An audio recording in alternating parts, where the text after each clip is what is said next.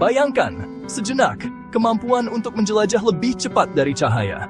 Kita bisa pergi ke galaksi yang jauh, menyaksikan peristiwa kosmik saat itu terjadi.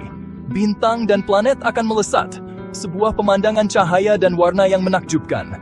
Jarak yang sangat jauh antara objek langit akan menyusut, membuat alam semesta terasa seperti halaman belakang rumah kita.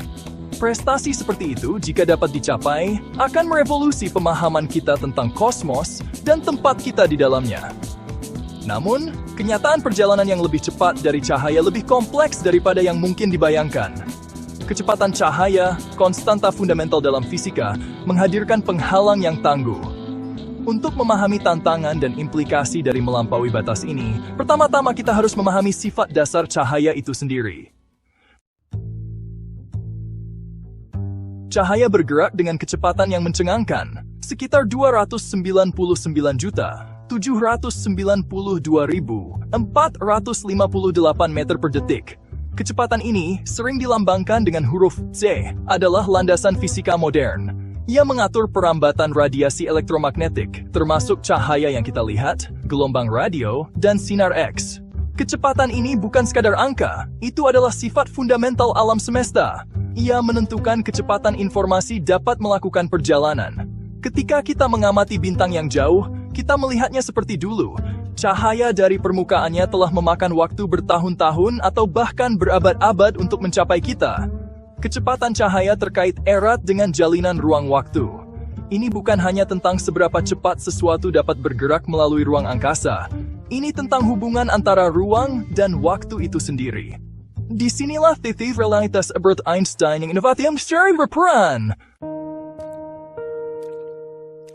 Teori relativitas Einstein yang diterbitkan pada awal abad ke-20 merevolusi pemahaman kita tentang ruang, waktu, dan gravitasi.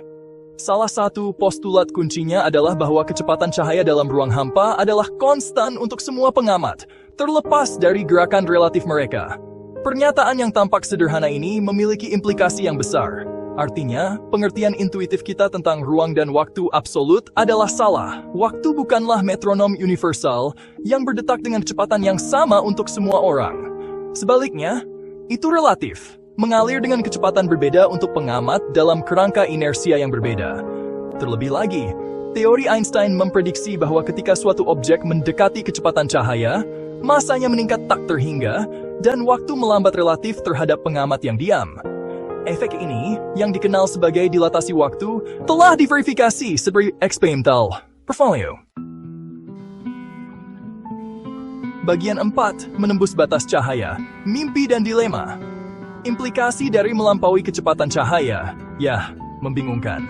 Jika kita dapat melakukan perjalanan lebih cepat dari cahaya, secara teori, kita dapat melakukan perjalanan mundur dalam waktu, melanggar prinsip sebab akibat, gagasan bahwa sebab harus mendahului akibat. Ini menimbulkan paradoks, seperti kemungkinan mengubah peristiwa masa lalu yang dapat menciptakan ketidakkonsistenan dalam garis waktu. Lebih jauh lagi, melampaui penghalang kecepatan cahaya dapat membuka pintu menuju dimensi lain atau alam semesta paralel. Konsep-konsep ini, meskipun spekulatif, didasarkan pada fisika teoretis, khususnya dalam teori string dan teori M, yang mengusulkan keberadaan dimensi spasial ekstra di luar persepsi kita.